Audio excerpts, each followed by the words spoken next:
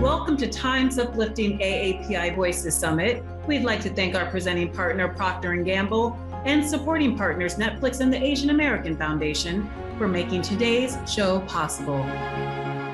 Hello, everyone. I'm Lisa Ling, and I am thrilled to welcome you to Time's first ever Uplifting AAPI Voices Summit, a celebration held in recognition of Asian American and Pacific Islander Heritage Month.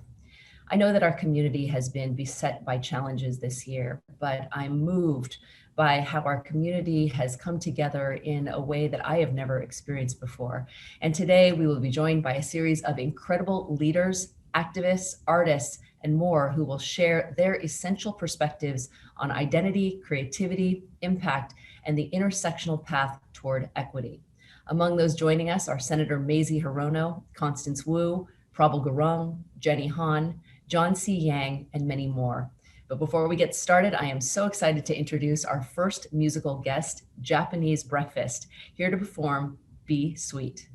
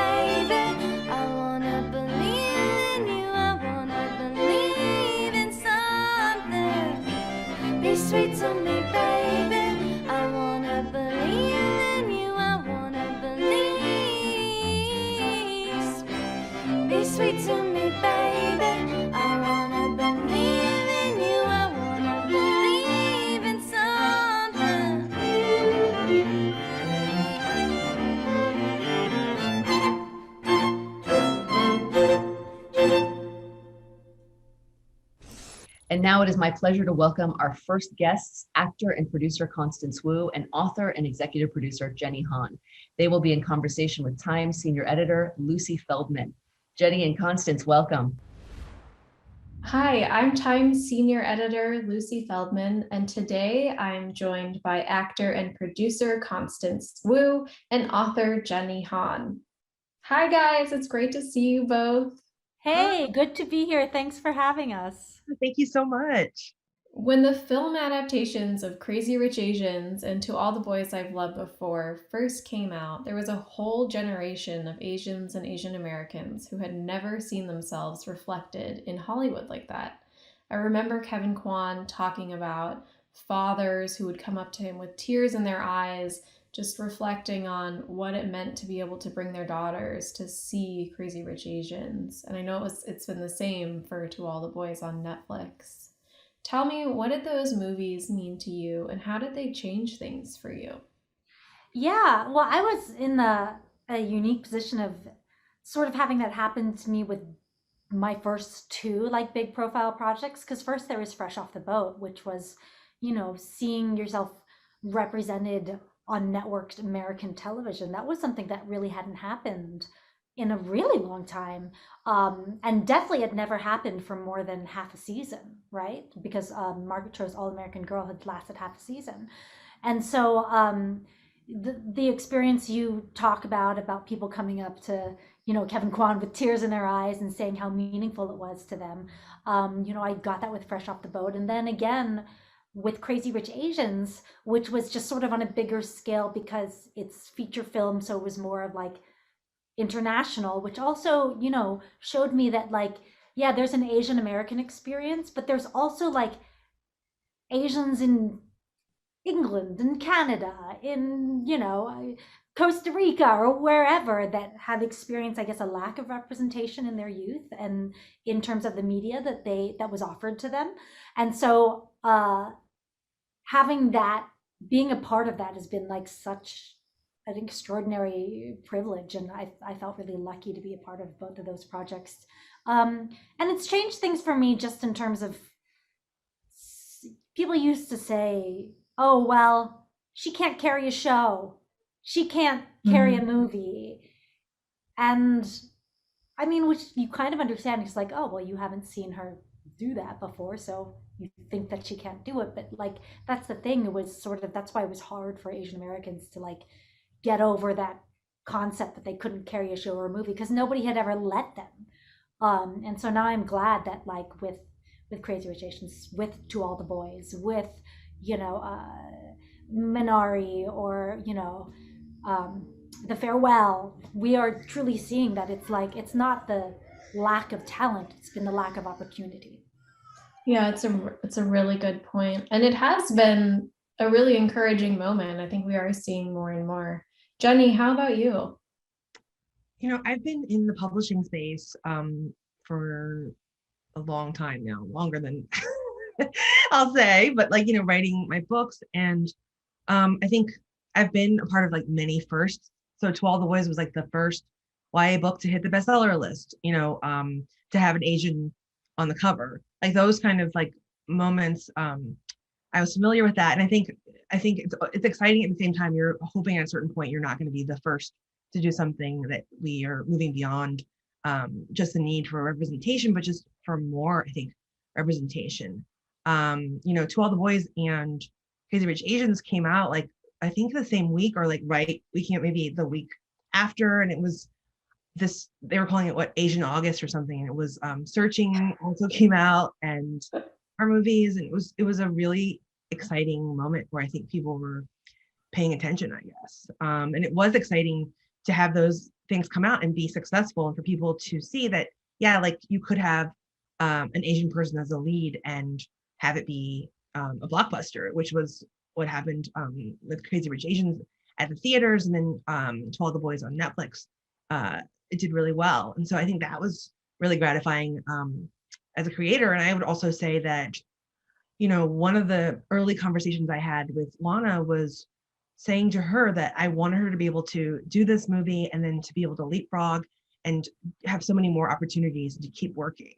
that it wasn't going to be a one-off moment where you're in this one YA story and then now there's no more like lead roles for you. Just because I'd seen so many YA franchises really like explode people's careers in great ways, you know, where you see a Jennifer Lawrence do Hunger Games and then she's doing whatever she wants, or Emma Watson or Kristen Stewart. And you weren't seeing those same opportunities for actors of color. So I was hoping that To All the Boys could be that lily pad for her to jump off to do more.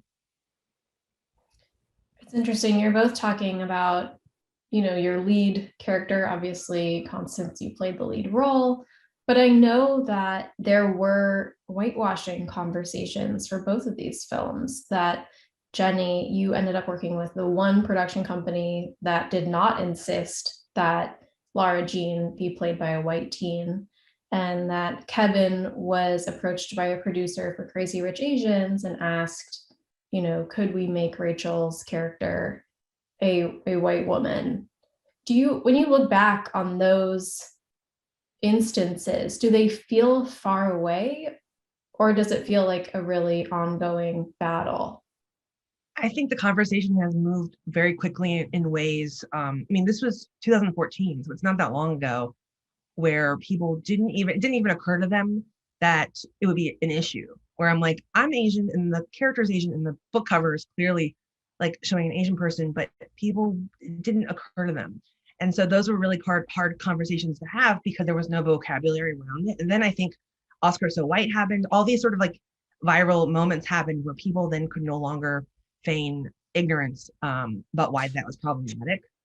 So I do think that it's moved very quickly in some ways. But I'll say with To All the Boys, I was nervous up until we started shooting that something changed with that. And it was, I think for both Kevin and for me, we had to like hold the line in terms of saying, no, I'm not going to do that. And it's certainly like, that was its own challenge because so many people were interested in making that movie, but nobody wanted to do it that way. So I was fortunate that finally somebody said yes. Yeah, I mean, we're all very fortunate that you did hold that line because it would be completely different. I think, I mean, you asked if you think it's still ongoing. I do think it's still ongoing. And it's a hard topic to broach because when you talk about it, people often get defensive and they think you're accusing them of racism. When I think a lot of it has to do with a lack of imagination. So sometimes people will be like, well, I just can't see an Asian American as the lead of a romantic movie, or like, you know, sort of like the Asian American male. I think a lot of people will be like, oh, he's never like the love interest. Why isn't that? It's not because Asian American men aren't worthy of love and don't inspire love. It's just a lack of imagination because of all the archetypes of, you know, heroes we've seen before. Why does it always have to be somebody with like six-pack abs? You know what I mean? Like there are also, like if you look at white actors, there are plenty of movies where like, you know, the white nerdy male becomes the romantic lead and he's just like the sweet guy. And it's like, you know, there's a lack of imagination of like the types of faces and bodies that we think are worthy of love. Not because it's true, because we all know in life, there are all many types of attraction and many types of love, and I think we just have to expand our imaginations and also just look around at the real world rather than look at the media that's been fed to us since, you know, we were kids on what is considered desirable. I don't know. I don't really desire six-pack abs. I desire pizza. You know what I mean? I love that you bring up the romance aspect because that is obviously another thing that both of these projects have in common. And so often when we talk about representation in media, whether it's film, books, otherwise, people always go to the place of like, we need to tell really serious stories. We need to tell stories that, you know, deal with racism directly. And those are important, but so is joy. Joy is very important. And I love how joyful both of these films and the books are. So what draws you both to the rom-com genre? Sure. I mean, that's just what I like to watch. Yeah. I think for a long time, I know in the book space, at least, if you saw a book about a person of color, it was always going to be a story of sorrow and about like the struggle with being a person of color. And it was going to be a harder read. And sometimes you're walking around, you go, oh, I want something light for the beach. And you weren't really seeing those options for you. Everything had to be about the struggle. And I was really intentional with To All the Boys and wanting to do something that was really where her identity wasn't the point of the whole story. It wasn't having to justify her being Asian. It's like, just that's her identity. And then here's her living her life and falling in love and having the imagination to say, like, All American Girl looks so many different ways. And everyone's story is like worthy of being heard. Love is the greatest thing in the world, right? And so is laughter. So you put the two together, I mean, that's kind of the two best things in the world. And so, yeah, that's what's always drawn me to the genre. And in any of my projects, I think if something is really deep or dramatic, I always try to make sure I find the levity in it. Otherwise, it becomes too indulgent that it springs from, because otherwise it's just like cotton candy, right? So it's like finding that balance. And I think the rom-com marries that really well, because especially if it's about like young love, we all know how dramatic that feels when you're young and it's like your first, and it feels like all encompassing. But then to find the sort of humor parts of that too, to find the levity within the depth, I think is always makes a project just more like round in terms of the experience. Do you think, Constance, that there are any narratives that we need to get better at telling? Are there specific stories that you would just really love to see more of in Hollywood? I think there are. I think we're making headway. Ironically enough, I think we're making a lot of headway in sort of the big budget, grand scale type movie things. But I still think in some of the indie world, in independent film, I'd like to see more stories in that space, more small stories. I mean, we do have a few, and those are the ones that break through, but not nearly as many small stories as we could have. And small stories, I mean like human regular stories, whether it's Lara Jean's story or like Minari, something like that.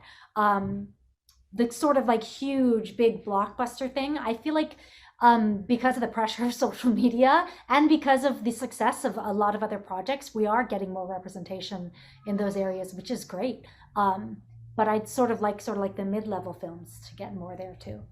Yeah, that's such a good point. Jenny, what do you think? What are the stories that we need to see more of, whether on film, television, or in books?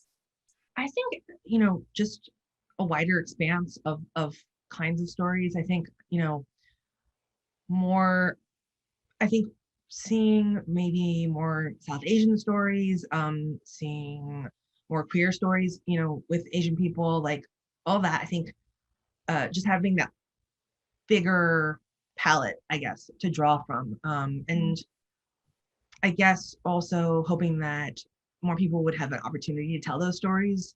I think every time something comes out that's Asian, there's so much pressure on it that it's going to do well, because everything else is sort of like riding, on the back of that, and hoping for it to, clear certain hurdles, and then the next stuff can come. And I think that we've really proven that we can do, that it's not such a risk to take. And you could, take a movie without a well-known actress and still have it be successful. So I hope that people would take more chances on these other stories that we're not seeing as much. One thing that is sort of a sticking point just for me personally, is that it feels like sometimes there's a fine line between representation and tokenism, where, in a better world, Asian American and Asian writers and actors and creative people would be able to just do the work that feels most authentic to them and be embraced for that. How do you navigate the sort of that fine line, and how do you make choices about who you're going to partner with on a project, who you're going to sort of trust with that collaboration, and how it gets marketed in the world? Well, I don't know. Did you see that study that recently came out, the Annenberg study about Asian representation across like the top grossing movies? There are some interesting statistics. I think like there was something like 40 or 50, only 40 or 50 leading roles across like 1,400 movies that were Asian, and 14 of them were Dwayne Johnson. Like, yes, that's right. I was like, oh, that's interesting. But in the study, it talked about how kind of about tokenism and how they measured the lead role as somebody who you knew something about their family life, their love life. They weren't just there to support the white person's story and to be a prop to tell another person's story. You knew something about their own life. And I think for me, avoiding tokenism has been kind of like that, has been like looking for roles where the character doesn't only exist as a means to tell somebody else's story, but where that character, which doesn't mean supporting characters don't have this, but they just need to have their own rich inner lives. They need to have families, joys, sorrows, loves, enemies, all depicted within the narrative. And I think that is sort of how you help avoid tokenism, because tokenism is just like, oh, it's just one trick. It's like a one little token thing. And if the second you give a token character other qualities, then they're human and they cease being tokens because they're fully realized. You've both just triumphed in industries that are notoriously difficult for people of all backgrounds, but particularly people of color to really, succeed in. What is your advice to the next generation? How do we ensure that we're lifting up AAPI creatives of all types? I guess my advice would be, to follow your passions and don't try to, I guess, tell the stories that you want to tell. And then, I think if the passion is there and the creativity, then the audience will find it. But, trying not to, I guess, be prescriptive or molding yourself to what you think people want you to be.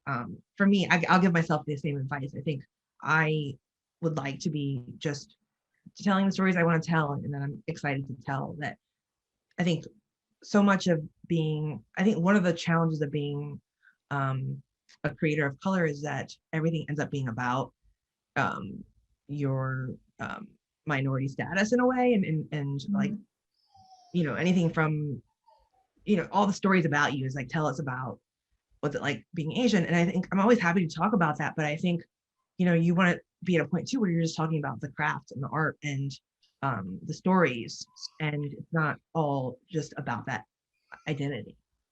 Yeah. And I think the advice I would give to anybody in my particular industry would be really make sure you nurture the things that don't have to do with business.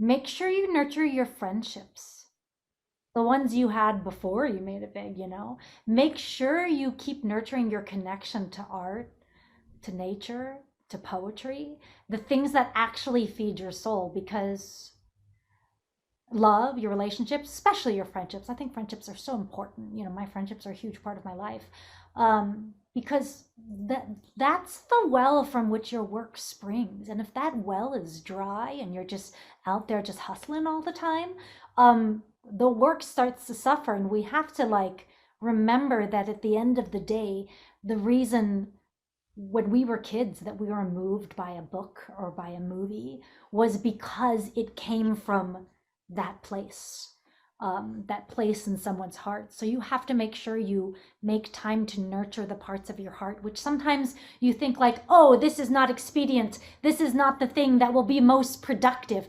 Forget productivity.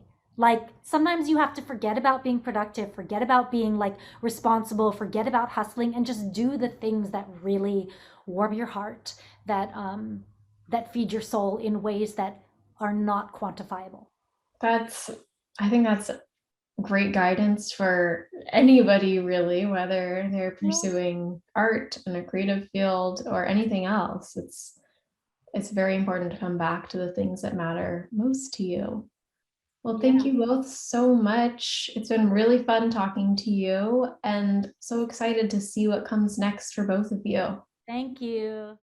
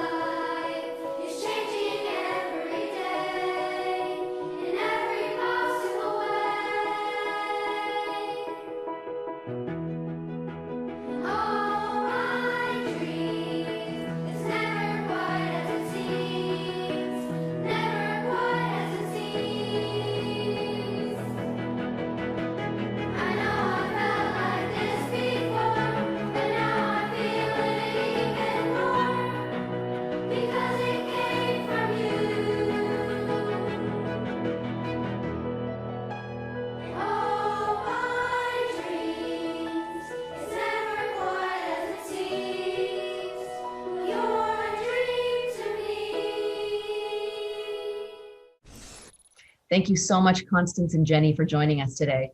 Next up, we're spotlighting Moonlynn Tsai and Yin Chang, the co-founders of Heart of Dinner, a nonprofit combating food insecurity in New York City. Take a look to learn how the organization is caring for the local community.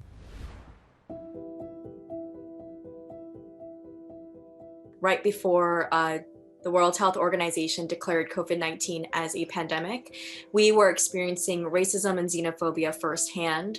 And at the same time, we were also seeing news about food insecurity right around our neighborhood. And we saw a video of an elderly man, reminded us so much of our own grandparents, who was violently assaulted.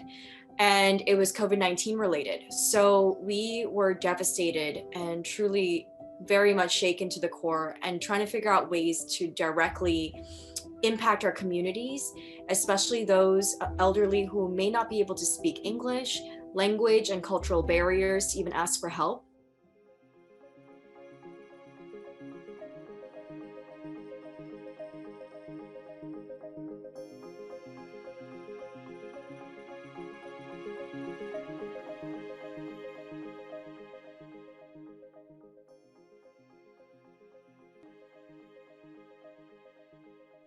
So we started cooking meals ourselves, a few hundred meals.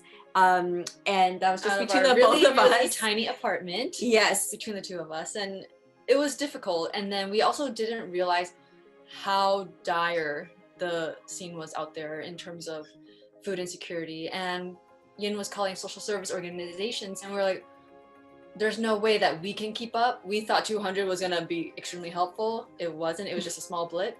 And so that's when we decided we need to scale up with restaurant partners and also food distributors. So with Heart of Dinner, our care packages, which are filled with culturally thoughtful meals, fresh produce, pantry essentials, and also hot lunch boxes. These are all hand delivered directly to our elderly door to door from our volunteers. And each meal, actually, a very important part, is paired with handwritten letters and also hand illustrations from our community of volunteers from around the States, even around the world. People are mailing in handwritten letters, even going over and beyond to mail brown bags to us that are beautifully decorated, beautifully illustrated.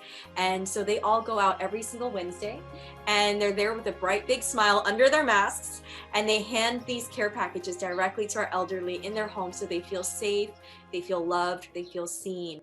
We were hearing stories of elders who were giving packages from the government that was filled with sliced apples, canned tuna, cheddar cheese, and it didn't resonate with a lot of our elderly. And with that package, it just makes you realize how even more othered you are in this country. And the way we do show our love is through food, by saying, please eat this last best piece of this fish. And there's this saying where like fish cheeks are the best part of the fish. It's the most delicate, most precious part. And we're always being told to eat that last piece, that last morsel. Or our parents will just grab it and just put it on. Yes, like, and that's perfect when you describe it that way. They'll just take the last piece and put it on your plate and say, eat this. And that's saying, I love you so much. I want you to take this last piece for your nourishment, to fill your soul and your belly. Food is an instrument. It really is a medium, a tool to express how we are trying to take care of our people. In our culture, we would like to talk about this at home as well. We always ask each other, hey, do you grow up with your parents saying I love you, or your grandparents saying I love you? Not everyone has the same story. And many times, especially grandparents from very traditional upbringings, it's not very common for people to say, I love you, especially in their generation. And it's through our food that we show up and say, we are always thinking of you every single week. It's just a way to say, we love you, we see you, and you belong. And we really could not do this alone if it were not for this entire community of very generous people stepping up, whether from the Asian and Asian American community or not. They're just all here to really help each other out.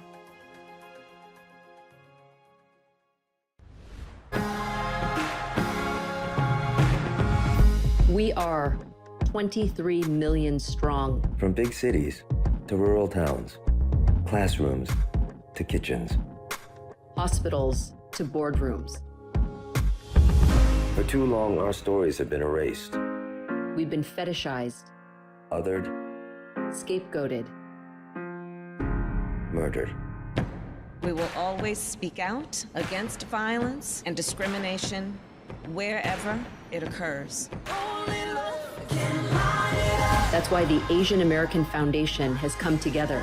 We will serve 23 million Asian Americans and Pacific Islanders and support Asian American leaders who know how to make change. Our story is America's story.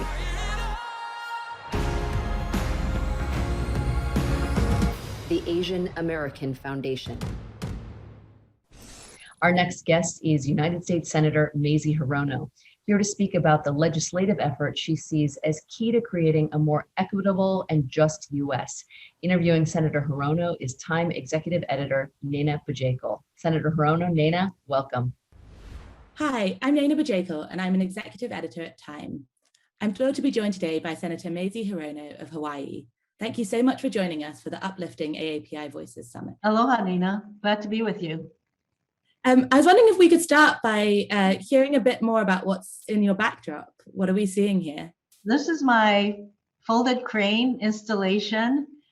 There are people who come to my office. I usually ask them to fold the crane, sign the wing of the crane, and it's very much part of the Japanese culture to fold cranes. If you fold 1,000 cranes, the kami-sama, which are the gods, will grant you a wish. So especially after my health diagnosis, people began to send me cranes. And so I also have the origami paper that people can fold cranes. And it's an installation that continues to grow. You can't see most of it, most of the installation, but I have thousands of individually folded cranes behind me. I love that. I love that that's part of what you're bringing to the show today. That's what diversity is. Appreciation and understanding of other cultures. I love that. I was wondering if we could talk a bit about, on a very different side of what, being an Asian person looks like today in America. You were a key sponsor of the COVID-19 Hate Crimes Act that President Biden just signed into law after a year in which violence against the AAPI community has really soared. What was it like for you to watch that get codified? It was a really good day. And it was a momentous day for the AAPI community and those of us who were there. It was nice to be with a group of very happy people. knowing full well, of course, that because we have a law does not change, does not mean the hearts and minds of people who bear animus against the AAPI community will suddenly change. But there's more work to be done. That was a good day. When he signed the bill into law, he had a message to everyone who was hurting. I think he said, "We see you," and the Congress has said, "We see you." Yes. Why do you think it's taken so long for discrimination against the AAPI community to be seen? The discrimination against our community and other marginalized groups, by the way, has never been far below the surface. So we have the Chinese Exclusion Act, we have the 120,000 Japanese Americans interned during World War II, we have the Muslim ban. And so this kind of discrimination against the AAPI community has been one that we've experienced. And during this period of the pandemic, where we have seen a huge rise in hate crimes and incidents against AAPIs, I've talked with a number of people from our community, and they've said these words like, "We have been invisible," or they don't expect us to speak up for ourselves. And that is why it was so important for the Senate first and then the House to say, "We stand with you, we see you, you are no longer invisible." And that meant a lot to a community that has used words like "we're invisible" or "we are always the other," "we are always the foreigner," "we are always foreign." It was very important for us to take that stand. Beyond the bill, what else do you think needs to happen to address the root causes of discrimination against our community? That is the key. The root causes, and the root causes lie in just discriminatory feelings, lack of understanding. So I would say that our curriculum, our education system, which should tell the stories of discrimination in our country and racism in our country that I didn't know about the internment of Japanese Americans until way, way, way later. I don't remember that being focused on at all in our schools. So clearly what's happened to the Black community, the systemic racism there, what happened to the original peoples, the American Indians, the Alaska Natives, Native Hawaiians, those are all stories that need to be told. And they should not be marginalized off to the side as electives. They should be very much a part of our nation's history so that we have a better understanding of what happens and what has happened is happening in our country, and one hopes that that will lead to a sense that we have to work to get us to the point where there is actually equal justice, equal opportunity for all. The past year has really seen this, this reckoning in, both in the US and around the world over racial injustice, over inequality. What do you think as a leader you can do to keep this awareness front and center in the coming months and years? What do we all need to be doing? We all need to be speaking up and standing up for these kinds of communities, for our communities that are marginalized. And you probably know that there has been a rise in anti-Semitic hate crimes against the Jewish community. And so once again, we need to raise our voices, because truly when one of our groups is attacked, then it is an attack on all of us, and we each need to stand up. I certainly will continue to use my voice and my platform to speak out against these kinds of hatred in our country. Can you talk a bit more about how you came to use your voice and your platform? What was that journey like for you? It's been a journey, because my culture, both in Hawaii as well as my Asian culture, being vocal, confrontational, aggressive, those are not behaviors that are particularly positive, especially coming from a woman. But over the course of, in particular during the Trump years, I really came to the recognition that I need to speak out against someone that I completely disagreed with on just about everything that he did. So this was a bully, and it is really important for us to stand up against bullies. And so I began to use my voice.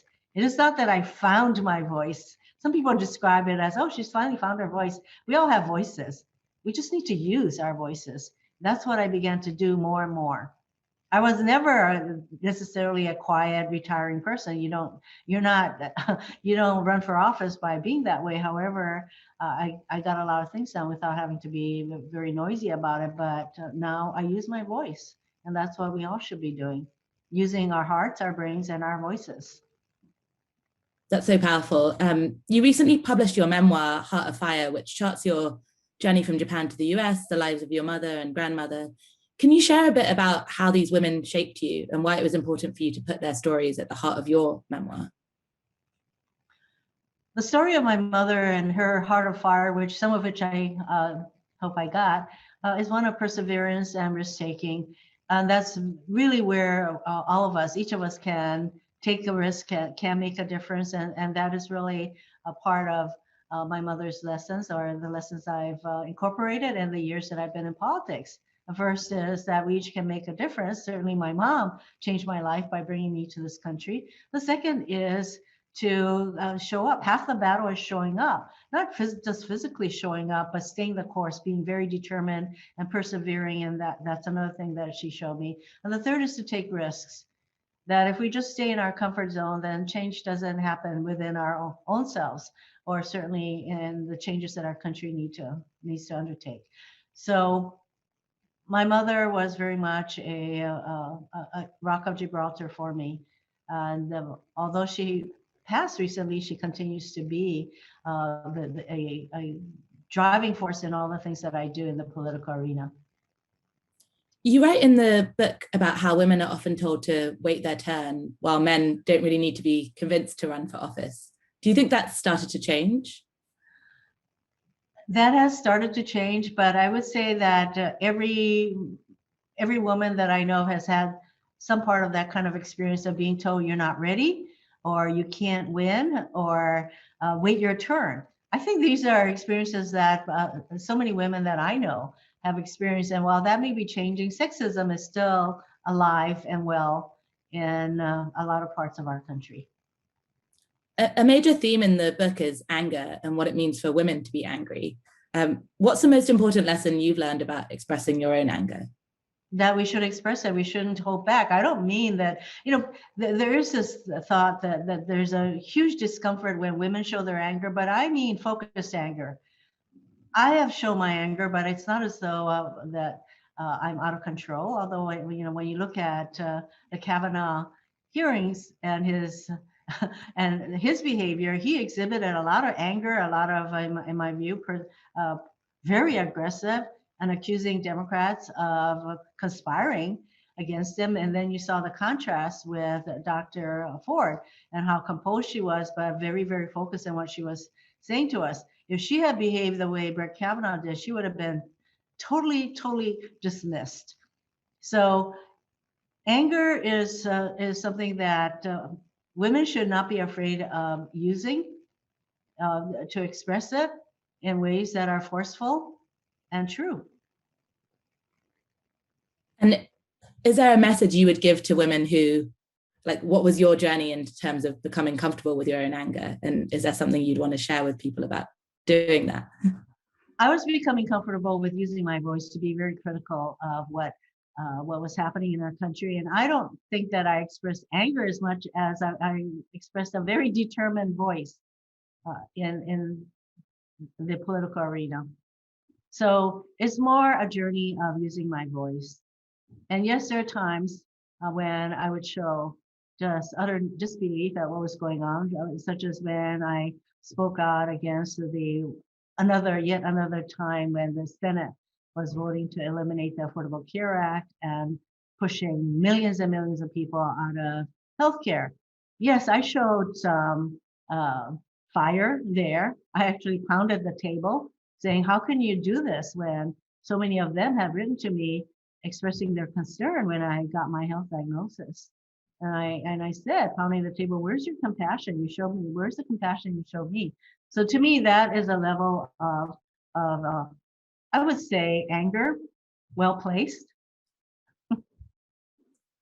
You're currently the only immigrant serving in the Senate, and you were particularly vocal about President Biden's initial decision not to raise the cap on refugee admissions, which he's since reversed. What do you want to see next in terms of immigration reform? I'd like to see comprehensive immigration reform is something that was very meaningful work for me when I first got elected to the US Senate in 2013. And there are, I know that President Biden would like to have a humane immigration law, not the totally dismantled system that he got from President Trump, who tried everything he could to make immigrants feel as unwelcome and as really discriminated against as possible. So Joe Biden got a shredded immigration system. I know he wants to create a humane immigration system that will take time to do. But one of the things that he said when a group of us met with him at the White House was, if you disagree with me, then you should let me know. So I feel very free in letting him know that on the point of not letting refugees into our country, that I disagree with him, and I'm glad that he kept his campaign promise and changed his mind. But we need to enable the DACA participants. There are 800,000 of them. We need to enable farm workers, much needed in our country, to have a path to citizenship. We need to have people on temporary protected status to also be able to stay here. We need to have essential workers, many of whom are undocumented immigrants to our country, to have a pathway to citizenship. And that is not the kind of comprehensive immigration reform I'd like to see, but that would, those areas, so those groups that I talked about would represent perhaps almost half of the 11 million or so undocumented people in our country, who would thereby be given a pathway to citizenship. So that is a step forward. I'd like to see all 11 million immigrants who are in our country, undocumented, living in the darkness, living in fear, who are paying taxes. By the way, a lot of them are paying taxes in our system. They're paying into our social security system by the billions, for which they will get absolutely no benefits. I'd like to see them have a pathway to citizenship too. And that is what we did with the 2013 Comprehensive Immigration Law. Beyond immigration, are there other specific goals or priorities you'd like to achieve in the coming year? We clearly need to get our economy back on track. We need to enable women. So many millions of them left the workforce during the pandemic because still the childcare and other needs fell mainly on women. So millions of them left the workforce. And so paid family leave. This is not an issue that we just came up with because of the pandemic. That had been a need for decades in our country. We're one of the last countries to even provide family leave. We need to have affordable childcare. That's part of enabling our country to get back to some level of normalcy and growth in our country. That includes, of course, the bill that will provide billions for infrastructure. Yet again, another need that have been identified for decades in our country. Every state has infrastructure needs. So those are among the things that I have to see. Immigration and policing reform. As we face hundreds of laws that would stymie one's ability to vote, I call it stealing our votes, that we need to pass the For the People Act to make sure that our right to vote, which is a fundamental right, is protected, in spite of the fact that there are hundreds of bills being considered right now to cut back on those rights. Thinking about that, Democrats obviously have a bit of an uphill battle ahead to accomplish all of these objectives. Do you believe that some of your colleagues who are more resistant to abolishing the filibuster will ultimately come around? I hope that they will, because I feel a sense of urgency that all of the areas that I talked about, including, by the way, a woman's right to choose, there are also hundreds of laws being enacted or considered in our state legislatures that will totally eliminate, in many cases, a woman's right to choose, which is a fundamental right, in my view, to control our own bodies. That I have a sense of urgency that we need to enact all of the laws that I talked about, and at some point we're going to find that we're not going to be able to get these things done unless we have filibuster reform. Unless one day Mitch McConnell wakes up and says, we're going to start working with the Democrats. So far, what he has said is, I'm going to do everything I can, Mitch McConnell, to take back the Senate. and prevent Joe Biden from reaching his goals. So you have that out there already, and I'm hopeful that sooner rather than later, we will come to the conclusion that if we cannot use other processes, such as the reconciliation process, to enact these much needed measures, that we are going to face the need for filibuster reform. I am already there, but not all of my colleagues are at that point as yet. You served in the Senate with Vice President Kamala Harris. Can you talk about the importance of having her, a woman of color, the daughter of immigrants, in such a high-profile role? How did her work and her voice shape the first 100 or so days of the administration?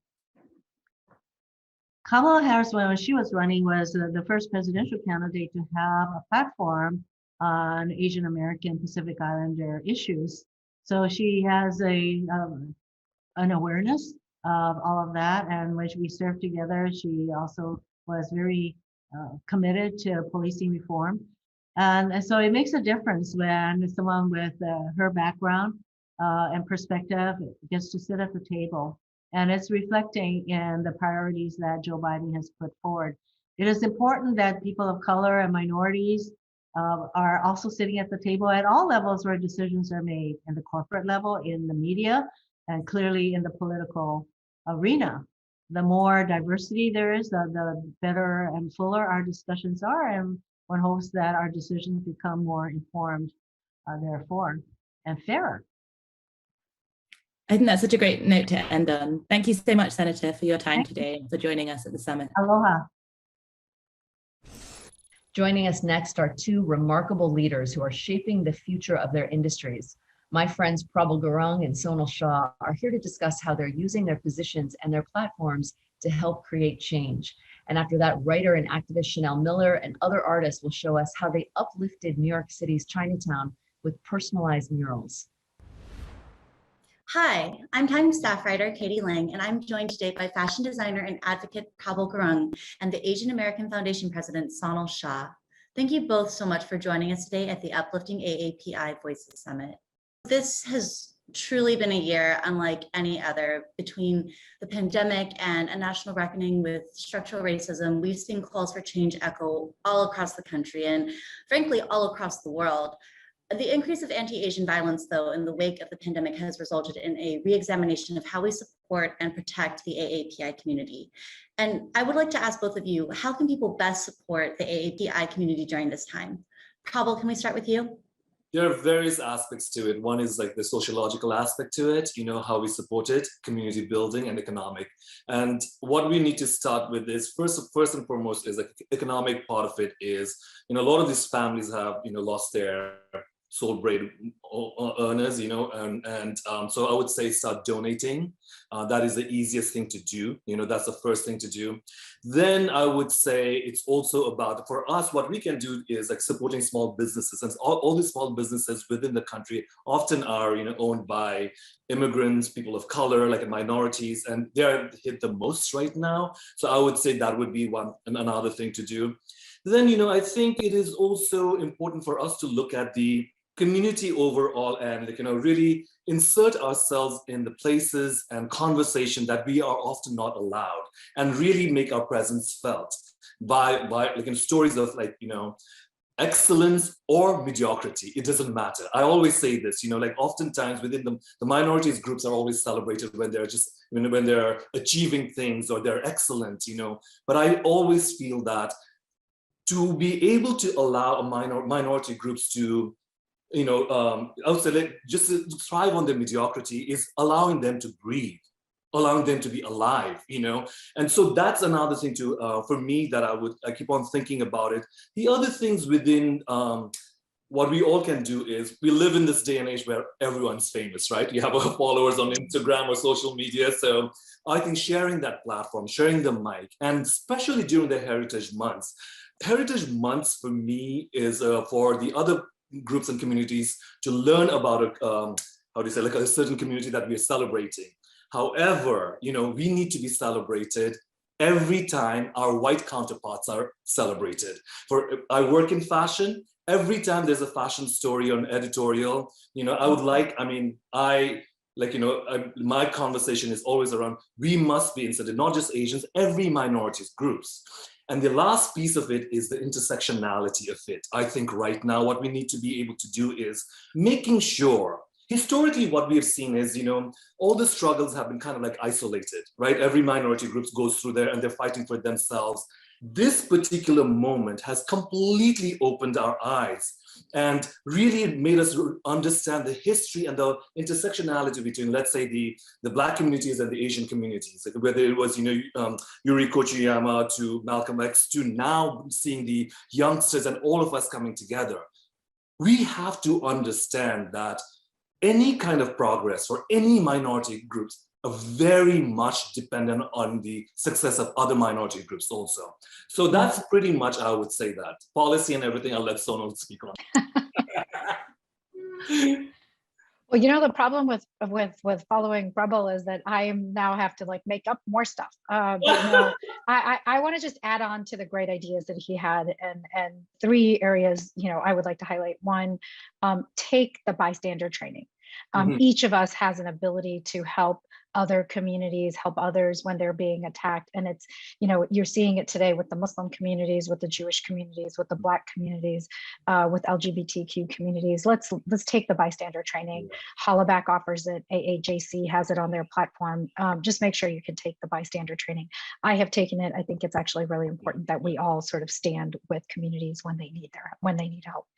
The second thing I would say, and to add on to what Prabal has already said, is reach out to your local city council people, reach out to your state representatives, reach out to your federal representatives, let them know what you want them to do, because, whether it's small business, whether it's attacks that are happening to us, whether it is other community needs we have to engage, and engaging is important, and engaging with our local councils as well as the state as well as federal is critical, because the more we engage, the more we are asking for what we need. And that's important that we do that. And then the last bit, and just to add on, is to say we have to reach out to other communities and ask what we can do to be helpful. It is not, while we are currently being attacked, others are also being attacked. How do we make sure we're standing in solidarity, but in helping also? Because when we all want to help each other, we have to be there for others too when they're being attacked. Hate is hate. Other communities are feeling it too, and we have to be able to do this in conjunction. Prabal, you've always been very outspoken about politics and social justice. And in fact, the last time we spoke for an interview for Time, we actually talked about your fashion show in 2019, where you posed the question, who gets to be an American? Why is it important to you that you use your platform and reach as a fashion designer to advocate for social change?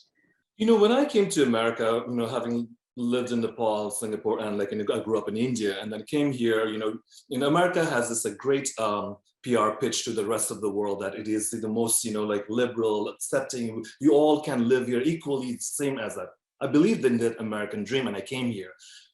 Once I came here, I started seeing the cracks of how the society functions here. And I remember, and my invisibility became very apparent. That every time that I had wanted something, that I had to dial up my volume, that I had to dial up everything that I did. And while I may have the strength to do that, I also saw a lot of my other peers who didn't have the bandwidth or the capacity to do that, and they quit, right? So I remember thinking to myself, when I make it as a designer, I remember, I was saying, I want to do something about it. And I'll never forget, this was a particular incident.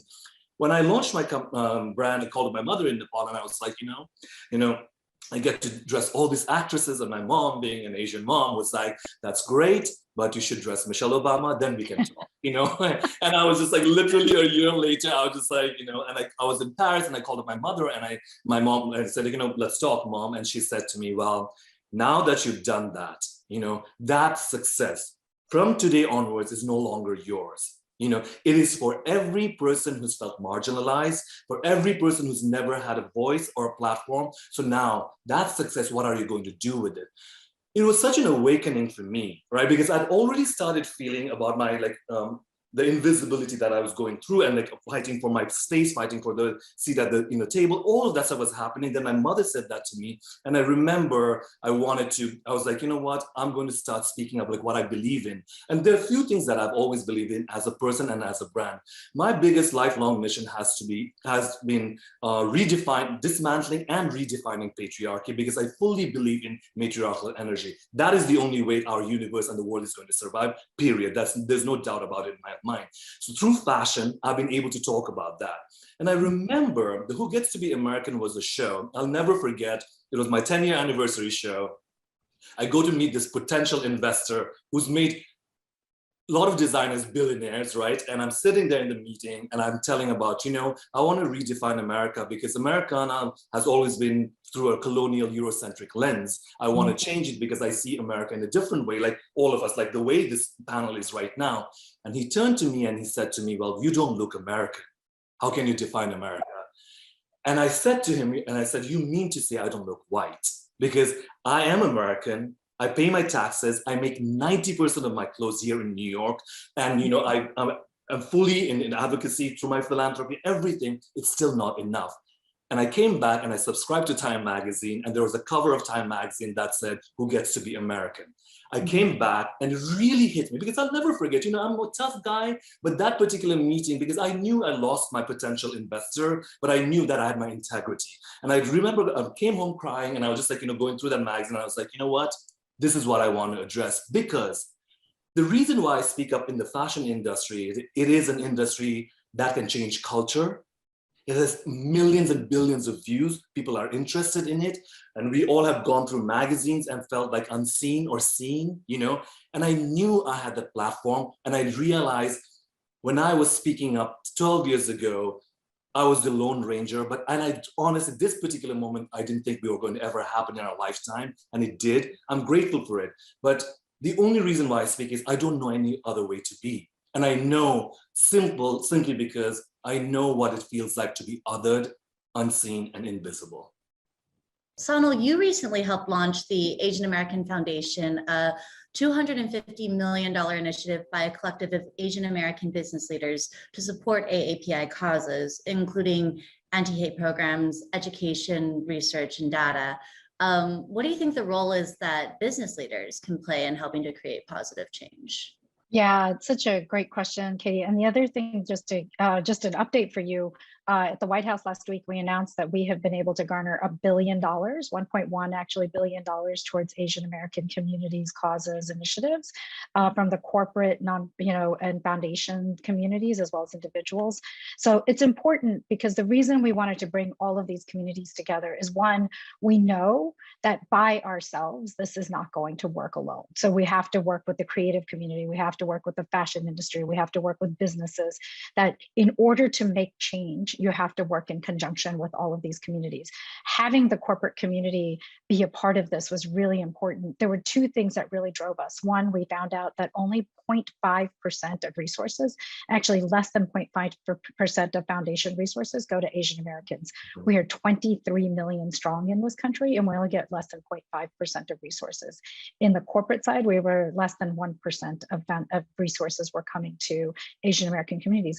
We wanted to raise the awareness. We wanted people to know that the Asian American community is here, that in many companies, it's 14%, we're 14% of the workforce and only 1.5% of the senior positions. So it's important that we recognize, in the way Prabal's using his voice in the fashion industry, we have to do ours in the business industry and in foundation industry and other places, because we all have to be able to say, we are also American. We are American, we are participating, we are actively engaging, and having the corporate community there alongside us is actually very important to talk about how do we fit into DEI initiatives?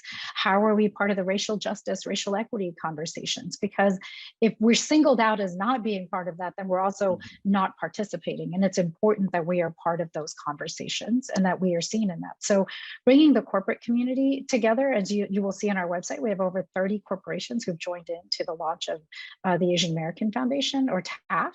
It's important because we want to do this in conjunction with and in partnership with the corporate community too.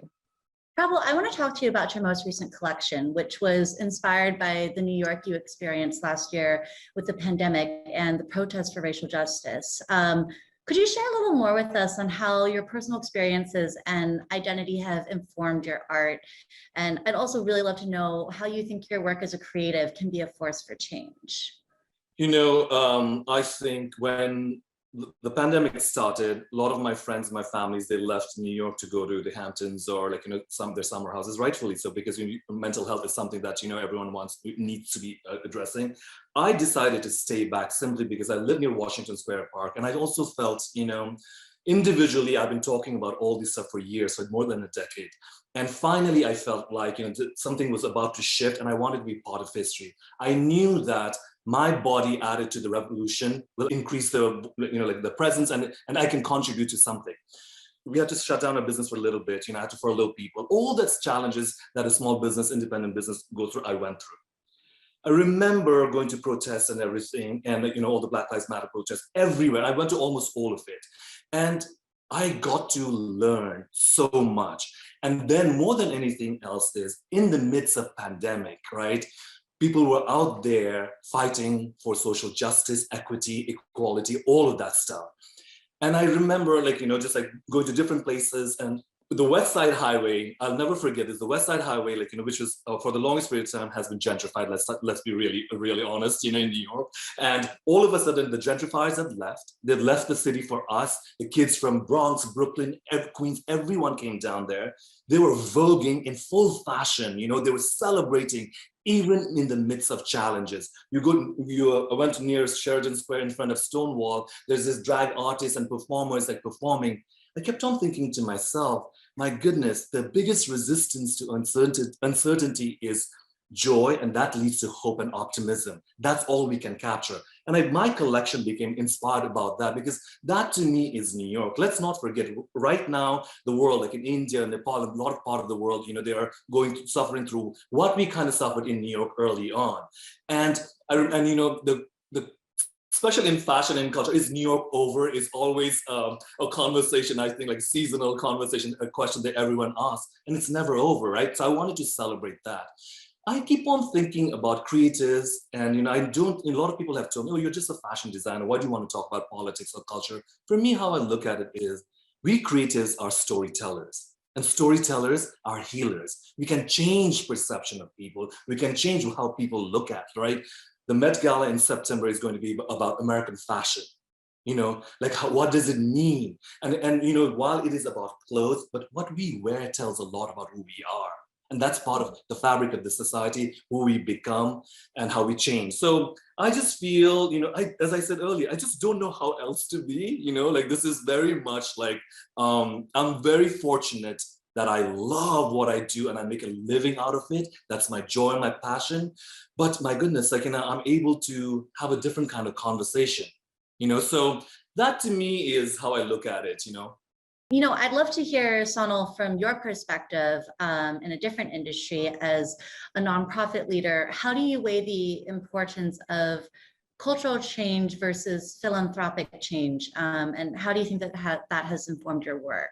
Yeah, I just want to, plus 100, probably everything Prabal has said, because I think this is so important, the way he's talking about why cultural change matters, and just everything he's doing too, because I think it's an all in strategy, right? So we need our cultural leaders to be talking about how to change the perception of how people see us, how we are dressing, how we are talking, how we are being portrayed, how we are being talked about. That's important, because in itself, it's not just a philanthropic change or a political change or anything else, it's all of it.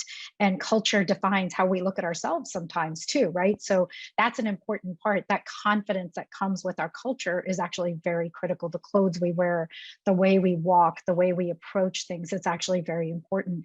Philanthropy matters because we have to be able to back all of that. Who are the organizations that are working in local communities? Who are the organizations that are working with communities that need help, whether it's with race incidents, whether it's with hate incidents, whether it's just delivering services on a regular basis. Like, we have to be able to back that. That is why philanthropy is so critical. And politically, we have to be willing to talk about what is it going to take to ensure that Asian Americans have power. How do we stand? How do we make sure that our power is counted as a power of everything that we're doing around us? So all of it matters. We're not just the arms and the legs. We're actually all of it. We're part of the whole humanity of it all, and we need all of us working together. It's why our council, our advisory council, is creatives, it's politicals, it's policymakers, it's community organizers, it's all of it, because in order for TAF to do its job well, we need to all work together to make that happen. Prabal, I kind of want to return to something you had mentioned earlier about the need for interracial solidarity. You recently helped organize a rally advocating for this cross-community solidarity, and you've been extremely vocal about why there is no room for anti-Blackness in our pursuit of racial justice for everyone. Interracial solidarity is, I think, more urgently needed than ever right now, and I wonder if each of you could speak to why this is important.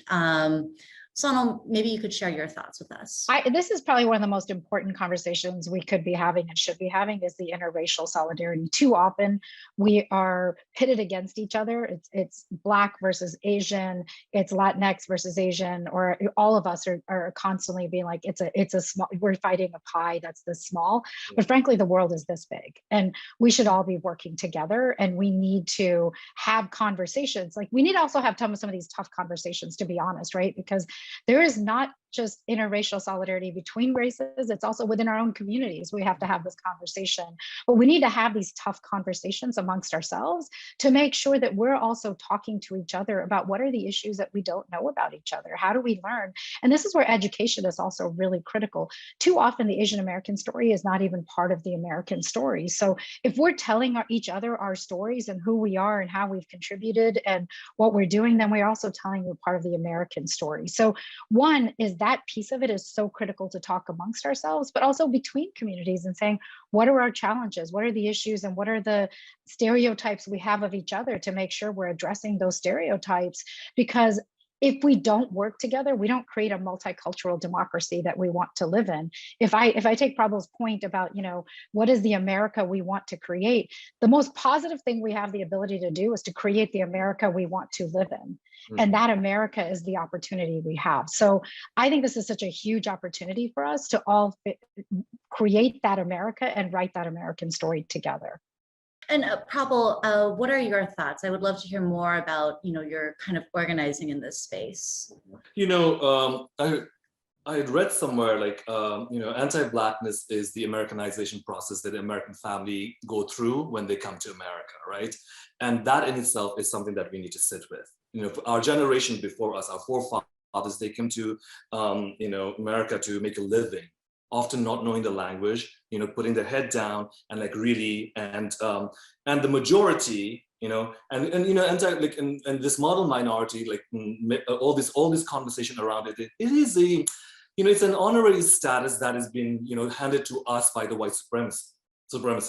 That's the bottom line of it, right? So I feel like, I saw that generation did that, worked really hard, gave us the opportunity to live our dreams. Living our dreams comes with a responsibility, and the responsibility is to speak up, show solidarity, course correct history, right? And do what we needed to do. As Sonal mentioned earlier, is like, we really need to stand up and show up for every group. For me, I always look at, who are the marginalized groups? And the bottom of the totem pole is the Black trans women. Okay, no, it's not amongst the Black lives, it's the Black trans women who are suffering through the most. So I always, through my work and also through my personal advocacy and just like going and, learning with the community leaders on the ground, and especially the youth leaders, understanding their story, hearing their story, and I keep on thinking about it. Our, liberation is so bound with each other. It is so important. And so for me, that rally, running to protest was an easy thing. It's like to show that while the majority, the world might want to portray this idea of yes, the minorities are fighting with each other. What we see on, television or like or internet, like where the attacks that's been happening, right?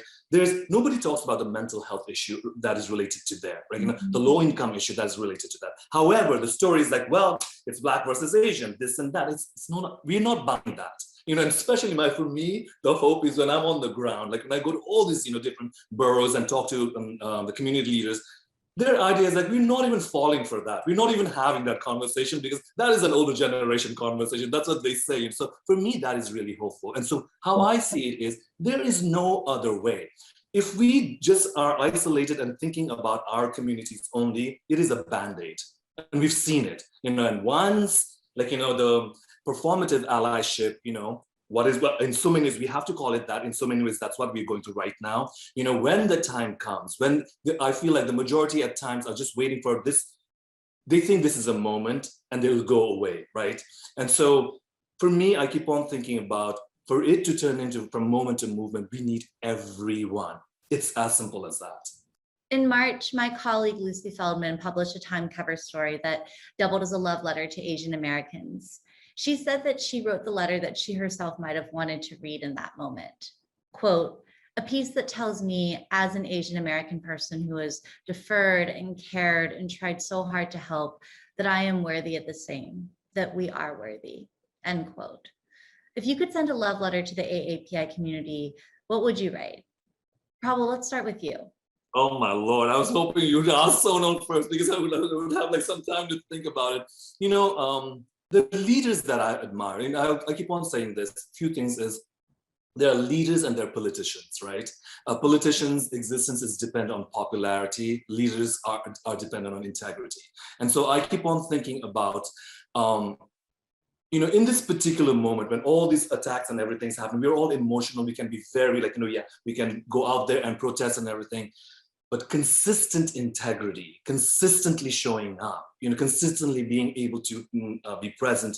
Because let's face it, our generation, for all of us, it is our responsibility. We know that this change is not going to happen overnight, right? It is a lifelong commitment. So my love letter to the AAPI community, the generation coming up, or our generation or older, is, are we able to have the courage to be consistently showing up and doing the work? Do we have that? And what does it take for us to be able to show up? Because we have to understand the showing up consistently is also an exhaustive, arduous process. And sometimes it's really not good for your mental health, right? So how can we support each other?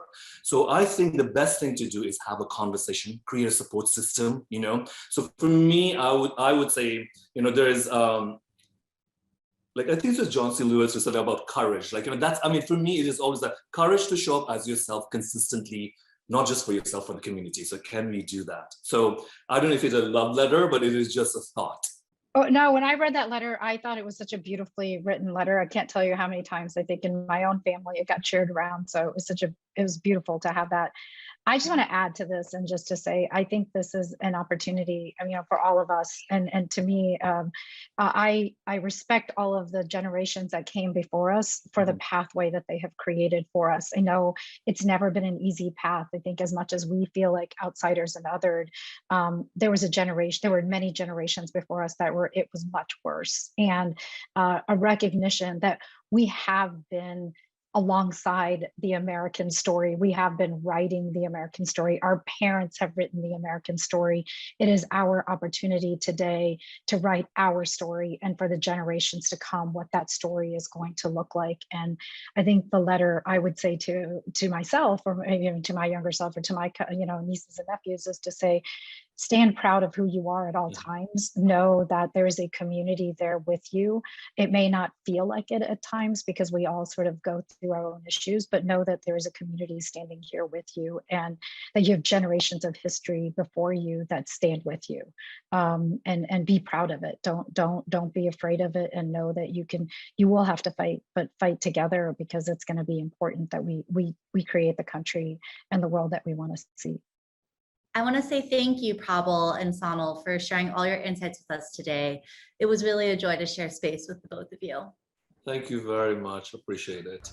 I've been doing the most, out of breath just to show that I deserve to be here too.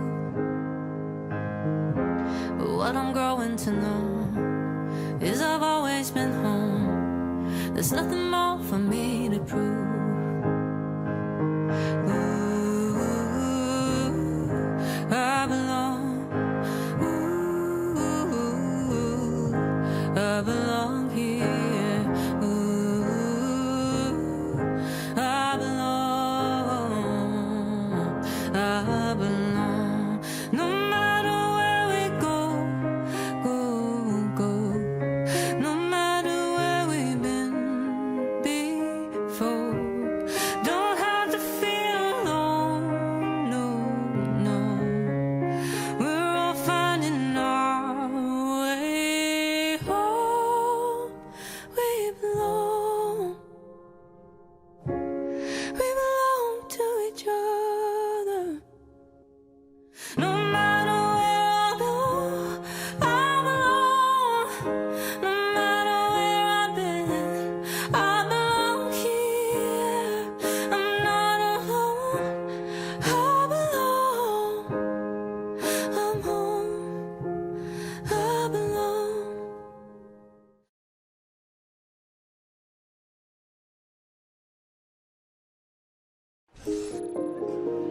Recently, I've been feeling quite helpless about everything that's going on. It feels like the violence has been really incessant, and when I feel really overwhelmed and powerless, I have to think about zoning in on what I can do with my little corner of the earth.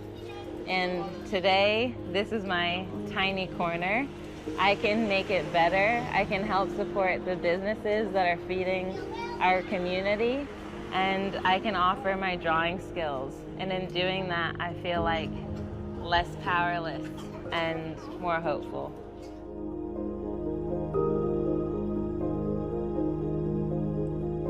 So this project that Think Chinatown is doing is part of a program we call Assembly for Chinatown.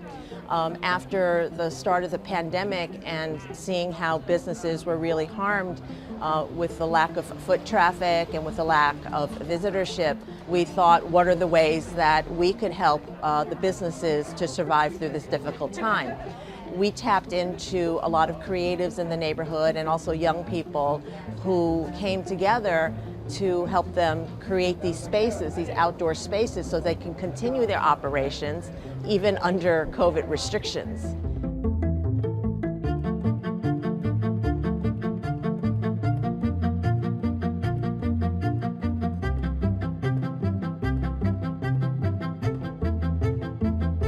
This is one of the structures that is one of about 8 that we've done already.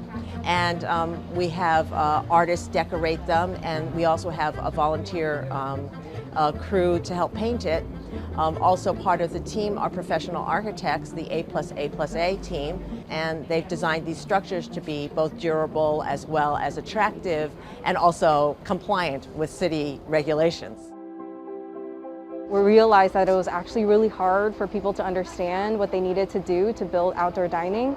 So we made a book that kind of broke all of that down. And Think Chinatown, as a nonprofit, we had, a little bit of money in the bank, and we thought, let's just go ahead and start and fundraise and hope that people will join in with us on this effort.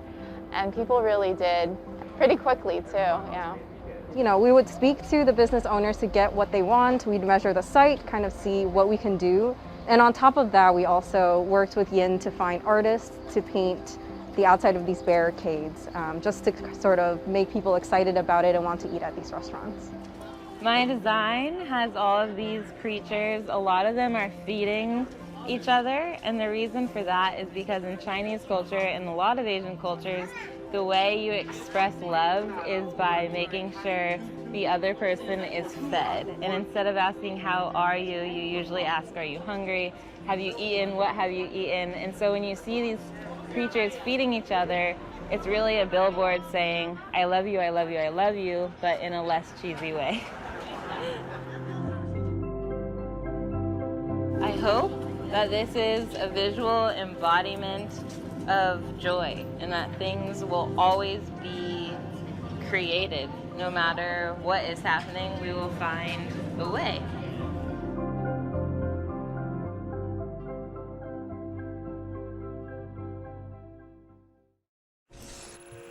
My fellow Americans, we've got some work to do. Believe it or not, there are different types of Asians. Obviously. We aren't watered down versions of two great things. Asian Americans are great 2 times over. So whether it's behind the camera, in front of a camera, or nowhere near a camera, we are going to make it impossible to ignore us. So welcome to our world, and leave your shoes at the door. Now, we've talked a lot in the program about finding community and strength. Here with us today to discuss how we can turn that strength into long-lasting change are advocates John C. Yang, Lakshmi Sridaran, and Tavae Samuelu. Hi, I'm here with Asian Americans Advancing Justice President and Executive Director John C. Yang, South Asian Americans Leading Together Executive Director Lakshmi Sridaran, and Empowering Pacific Islander Communities Executive Director Tavae Samuelu. Thank you all so much for joining us today for the Uplifting AAPI Voices Summit. The past year has been a challenging one, to say the least, and I'm mindful that as advocates, each of you has had to wrestle with those challenges as part of your work. Not everyone has the privilege of turning off the news or looking away from the headlines, so I wanted to start off by checking in and seeing how you're all doing and how you're making space for yourselves to heal and remain energized. Lakshmi, let's start with you. Sure. Thank you so much for having me and hosting this important conversation. I think for me, I always haven't been the best about self-care or even community care and centering that in times of crisis and hardship. But I was very fortunate that during this time, I also was able to bring my first child into the world about 6 months ago, and have been able to actually take all of that time since his birth to step away from the work and be able to center him and my family for the first time in a very long time. And so I think for me, that has been the most transformative and restorative thing during this time, and actually just returning this week to work. So really happy to be here. And yeah, so I think that would be my answer for that important question. Thank you. We're so happy to have you join us at your first week back. John, how about you? How have you been kind of like taking time for yourself during this time? First, let me congratulate Lakshmi. That's wonderful news. And I think that's right. As family is a great way to restore myself. And certainly for me, I have 2 younger kids that are in grade school. And just to see the joy that they bring and the energy that they bring is wonderful. The other thing I would say, though, is I feel privileged. Although, yes, this period of time has brought a lot of challenges for our community, I feel privileged to be in a position that I can do something about it and try to effect positive change. So that in itself actually gives me some energy. And Tavae, how are you taking time for yourself right now? Thank you for having me, and thank you for asking that. I think it's really kind to ask people a question about how you're doing and mean it and want to know. And another congratulations to Lakshmi. Very similarly, family has been a core part of both. One, a reminder, the fact that we have no distance from the work that we do. And so all of the advocacy that I do for the Pacific Islander community, it's my mom, it's my dad, it's my nieces and nephews, and a good reminder of the fact that my most important title is Auntie Vi. So you may very well meet all 5 of my nieces and nephews if we're in this conversation together. You know, I know that all of you have been actively involved in the fight for racial justice and specifically in AAPI spaces for many years. But this year, and with the marked increase in anti-Asian violence, it's brought a lot more visibility to the work that needs to be done to create change. As activists who have been doing this work for a long time, what do you see as the best ways for people to join you in this fight? John, I'd love to start with you. Sure. I think one thing to remember is that we're in this together. And what I mean by that is that we have to see this fight as fighting racism together. It's not just about the Asian American community, but it's about all communities of color, all vulnerable communities, and the different roles that all of us play in addressing racism. It's not lost on me that during this time that we've seen this anti-Asian hate, the increase in anti-Asian hate, we've also seen the murder of George Floyd, Ahmaud Arbery, and more recently, Daunte Wright. So that's a great reminder. It's a very poignant reminder of all the work that we need to do together. Tavae, what do you think are the best ways for people to get involved?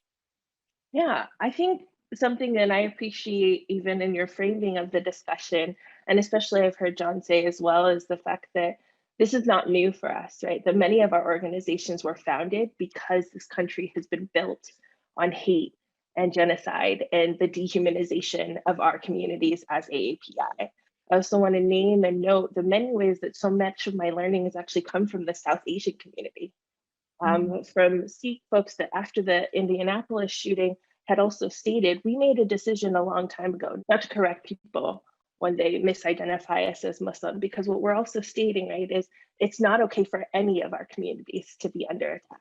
What I've loved and been heartened by is the number of young leaders that have been galvanized during this moment, that have seen this as their entry point, but also as their moment of growth. And so as it's been devastating to see the impact on our communities, it's also been brilliant to see how many young people are finding their purpose through these movements. Lakshmi, I'd love to know what you think are the specific steps or actions that can be key to stopping this violence. Yeah, absolutely. I think echoing what John and Tavae have shared, I think it's really important not just to examine and critique this current wave of violence, but also really understand that history that Tavae emphasized, and to really see that there are the shared and common root causes for that violence, both historically and currently. And if we trace it back, it's always going to point to imperialism, capitalism, exploitation, and really the actions of the state, our government. And so that's really what leads to the interpersonal violence that often gets the most attention, but it's those policies, that rhetoric that's coming from our government, and unfortunately, regardless of political party. And so I think in that vein, those interracial coalitions that John mentioned are so critical to really understanding what are the possibilities and solutions to this violence. And, last summer after the death of George Floyd, that, those of us non-Black communities of color, I think really began to understand the reality in the Black community of this kind of police and state violence. And so it's important that when we think about the hate violence against us and we're examining the solutions that are offered to us from our policymakers, like legislation around hate crimes, are we really tangibly applying those lessons that are learned? And really, when we said that Black Lives Matter, when we said that we were committed to abolishing the police and ICE and these other institutions, are we really advancing legislation that does that, or are we continuing to rely on law enforcement? And I think these are some of the hard questions that we have to ask ourselves that then lead to the actions that we have to take on a policy level that many of us, like John said, have the privilege to be able to work on and have access to those spaces. Yeah, President Biden just signed the Stop COVID-19 Hate Crimes Act into law. John, is there something that you wish the bill had included that it did not? And what do you see as the next step in preventing and addressing future attacks? Certainly it is one step that is useful, because to be clear, what it helps to do is to gather more data about hate against the Asian American community, but hate against all vulnerable communities. But let's be clear, we can't legislate away racism. We can't legislate away bigotry. So in terms of what work needs to be done, part of it is what Lakshmi and Tavae is saying is we need to think about what are the community solutions? What is it that we can do as a community to address racism? Because a lot of this can't be done at a policy level. It really has to be done on a community level through hard conversations within all of our communities to really develop the infrastructure, really develop the muscles to address that racism. Tavae, do you have any thoughts on this new act and what needs to happen to address future attacks? Yeah, and definitely echoing John's points about not being able to legislate away racism. And I think what it comes down to for us at EPIC, and in particular the work that we do in advocacy, that our advocacy is really grounded in community. Right, the role that community play in any policy, right, that because they're closest to the problems, they're also the best suited to come up with those solutions. They actually measure the feasibility and efficacy of a solution, and that also those movements are the ones that create the political will in order for these policies to come to fruition.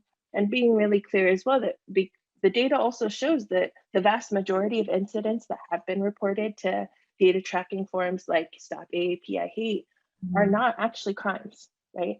So how are we thinking about the ways that we encourage and facilitate connection? How we encourage and facilitate these kinds of things that would lead to stopping what's occurring? How do we understand what's at the core of it, right? Of anti-Blackness, of white supremacy, also economic security, and how that encourages the lowering of these incidents. So what comes up for me is, how is community at the center of this? How is healing at the center of any solution that we create?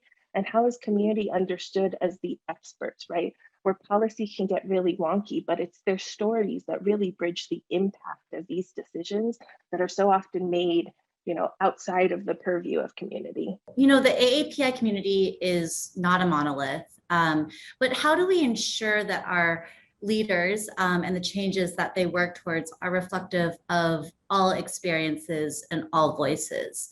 This is something that I think about a lot. Lakshmi, I'd love your thoughts on this, in particular in regards to your work with South Asian Americans leading together. Yeah, great, thank you. Yeah, I think, we were found, like Tavae was saying, many of our organizations were founded in moments of crisis, but again, rooted in the racism that we have faced in this country. And so SALT was actually founded right before 9/11, but really galvanized in post 9/11 era, where there was a lot of backlash against particularly Muslim and Sikh South Asian communities.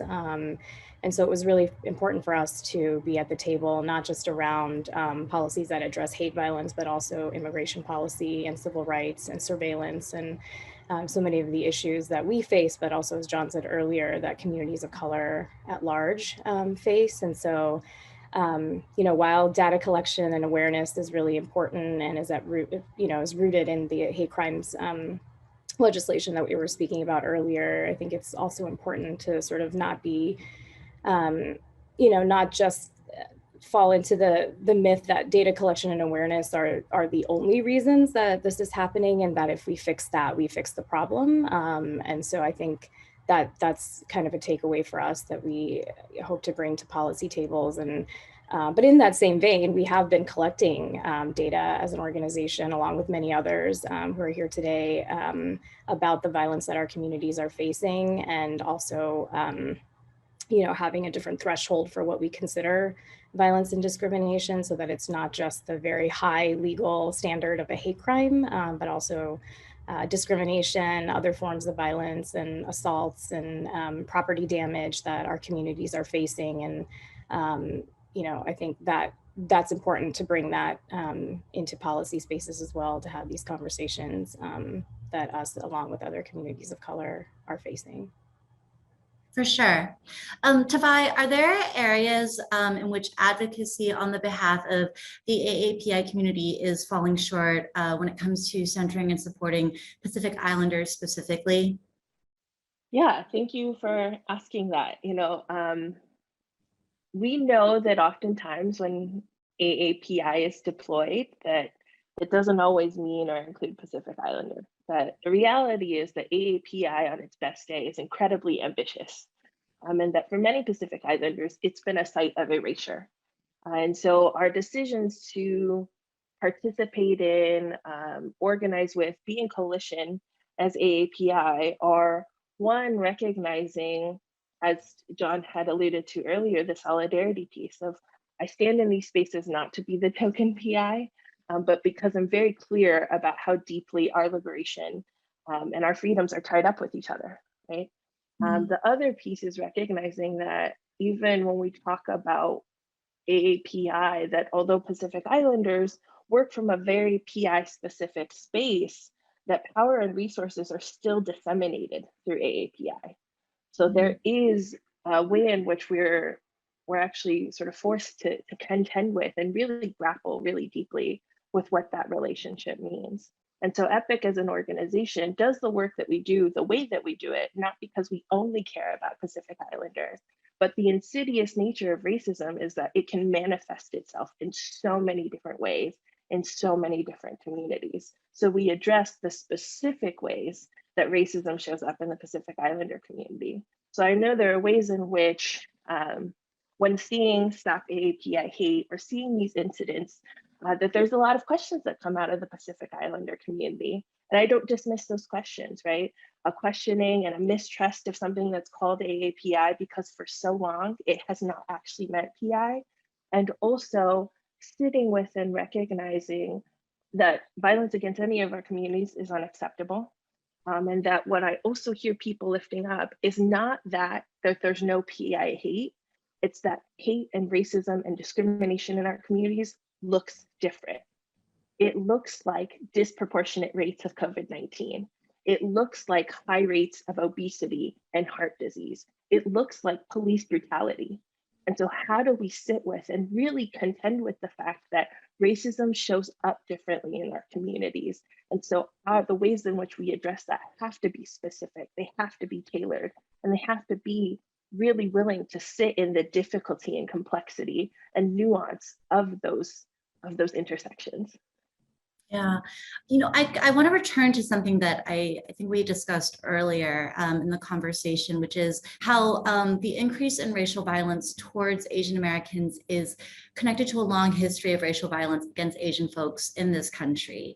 Lakshmi, I'd love to know what you think are some steps that we can take to ensure that our histories are visible, especially to people who are unfamiliar with them.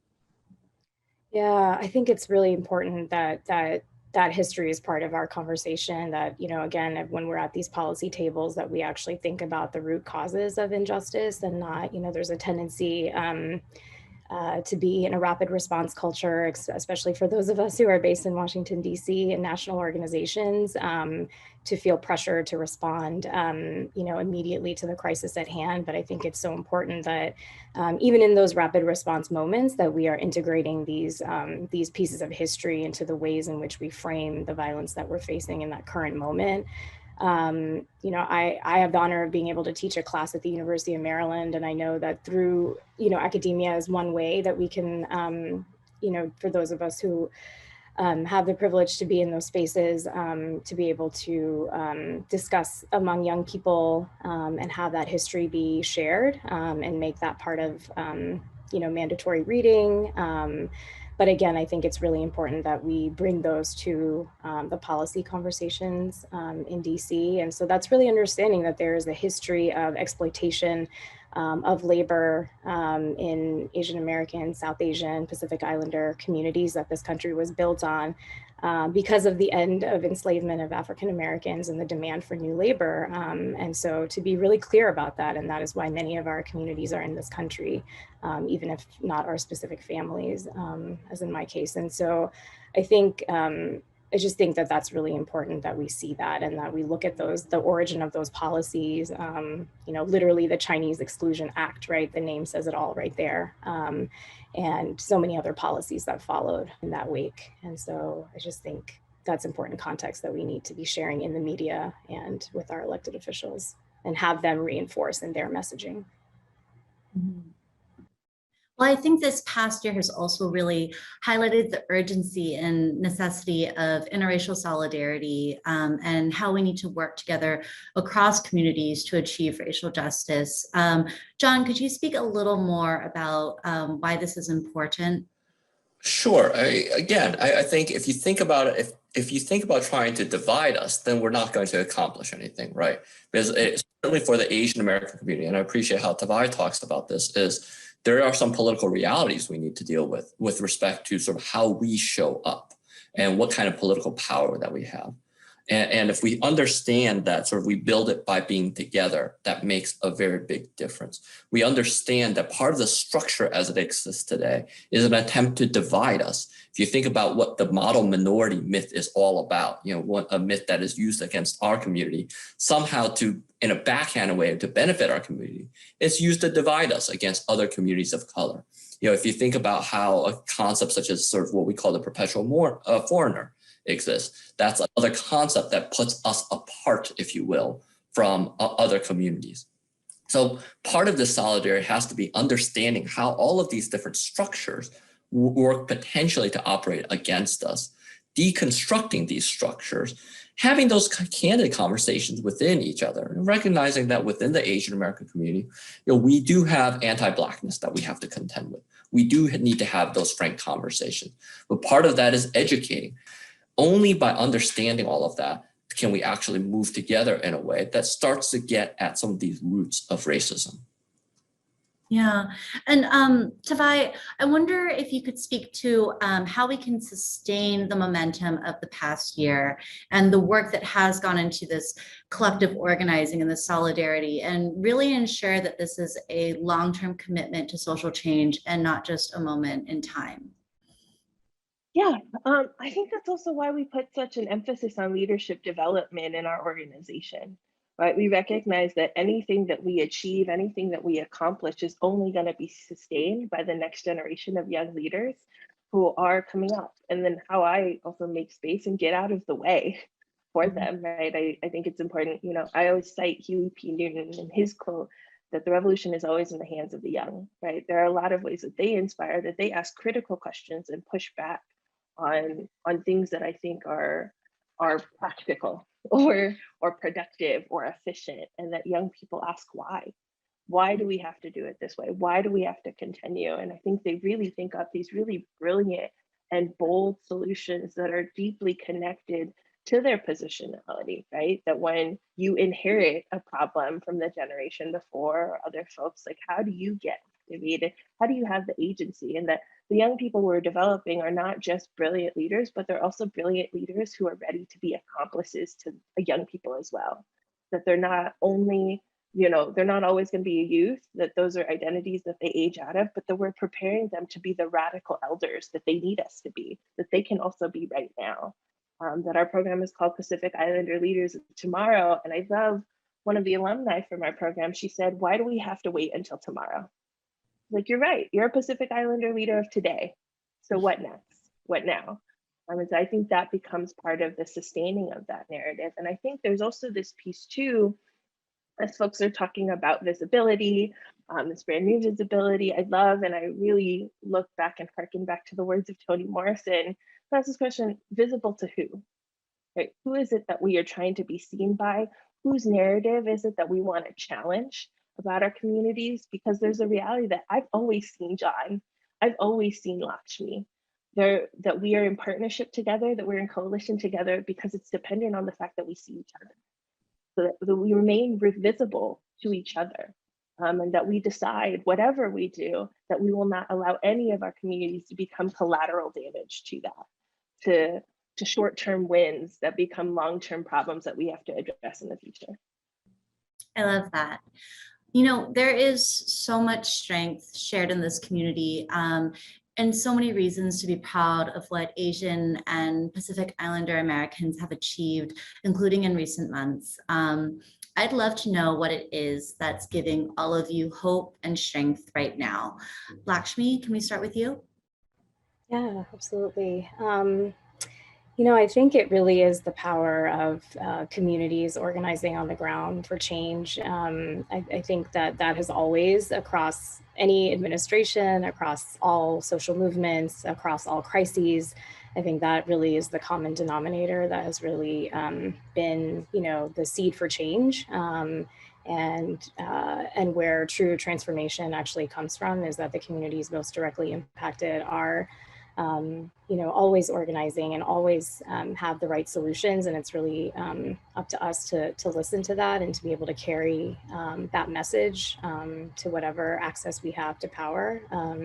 And so to me, I think that's, you know, that is the most powerful thing. And, you know, right now, I think folks are very familiar with what's happening in South Asia around COVID-19, and particularly India, Nepal, Sri Lanka, and, you know, and to see that there are communities who are organizing in India in particular against a very fascist and right-wing government, making sure that those who are in the Dalit, Adivasi, Bahujan communities are actually, you know, getting the vaccine. And that is tireless and difficult, and, you know, just such hard work. And these communities are persevering, and it's really our job to support them. And so I think those are the things that, while they you know, are a crisis, are also a source of hope, that organizing is our key to liberation.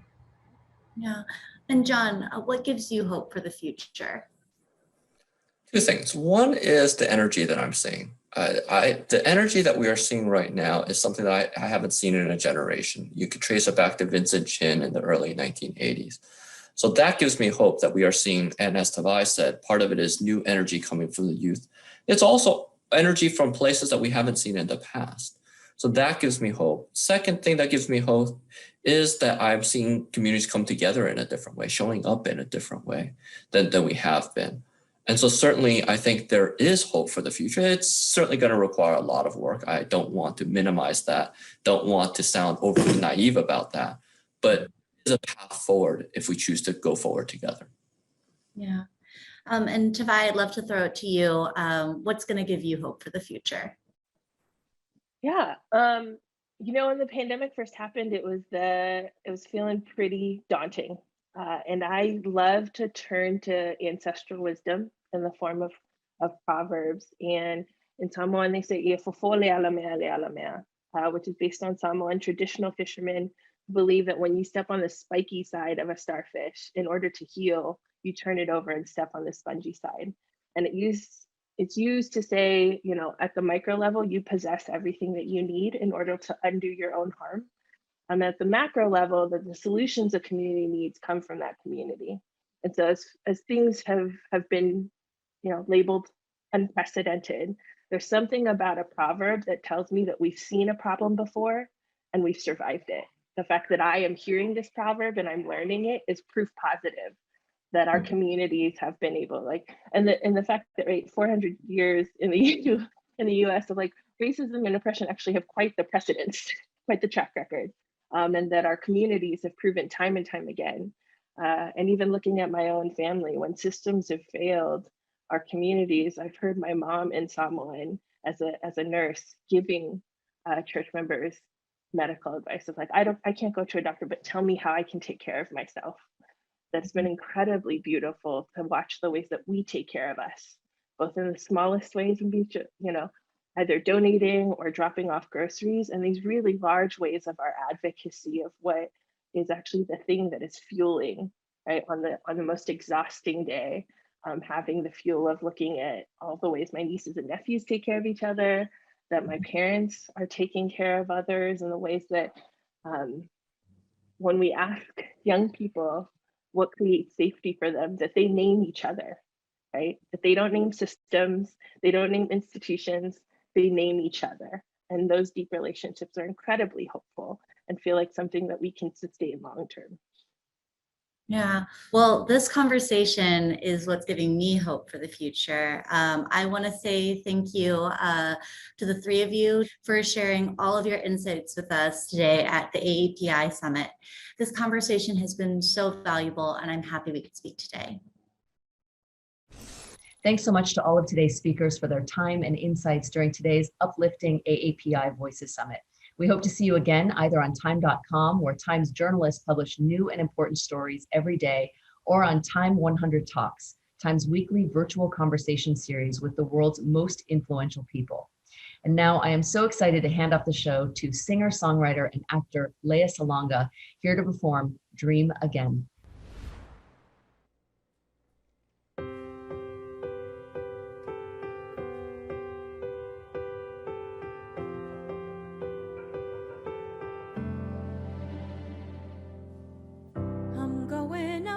Down each day, my thoughts just keep on spinning like an endless Ferris wheel.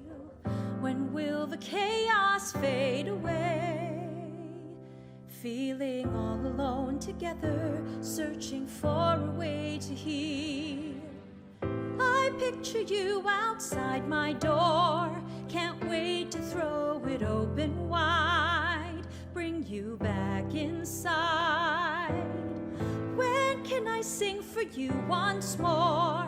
I miss the music and the crowd.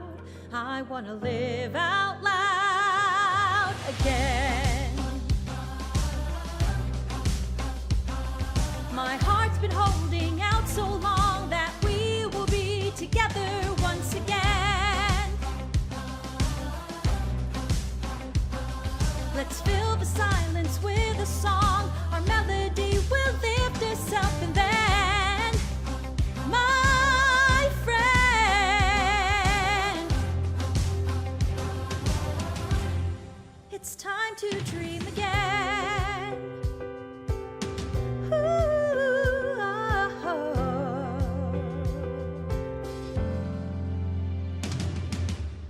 When you have wings, you need to fly.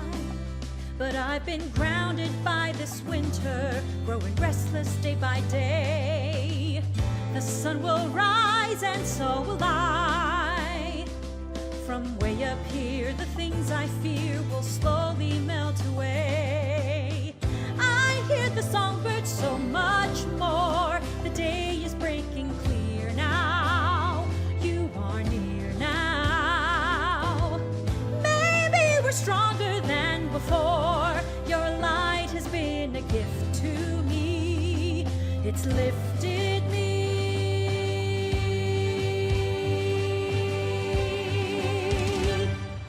again.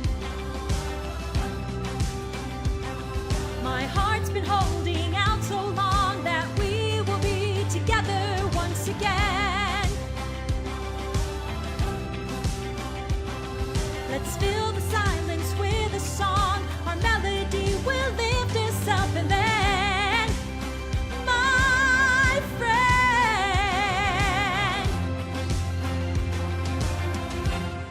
it's time to dream again. Ooh, it's time to dream again. It's time to dream again.